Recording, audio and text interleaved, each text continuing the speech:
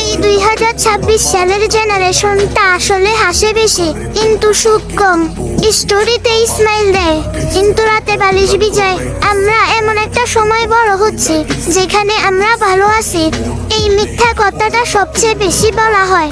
বন্ধুদের সাথে হাসি, আড্ডা, রিলস সবকিছুই ঠিক আছে, কিন্তু ভিতরে ভিতরে প্রতিটা মানুষ নিজের সাথে যুদ্ধ করছে। কারো টাকা নেই, কারো ভালোবাসা নেই, কারো পরিবার বোঝে না, আর কেউ কেউ সবকিছু থাকা সত্ত্বেও শান্তি পায় না। এই জেনারেশনের সবচেয়ে বড় কষ্ট কি জানো? আমরা কাউকে বলতে পারি না আমি ঠিক নেই, কারণ সবাই ভাবে আমরা শুধু নাটক করি। ভালোবাসা এখন এটা একটা গেম, যে বেশি কেয়ার করে সে বেশি ঠকে যায়। বিশ্বাস এটা এখন একটা রিস্ক, যে বিশ্বাস করে সেই সবচেয়ে বেশি ভেঙে পড়ে। আর জীবন এটা এখন একটা দূর, যেখানে সবাই দৌড়াচ্ছে কিন্তু কেউ জানে না গন্তব্যটা কোথায়। তাই যদি তুমি এই ভিডিও দেখো আর মনে হয় এই কথাগুলো আমার জীবনের, তাহলে এক কাজ করো, আমাকে ফলো দাও, কারণ আমি তোমার সেই গল্পগুলো বলবো যেগুলো তুমি কাউকে বলতে পারো না।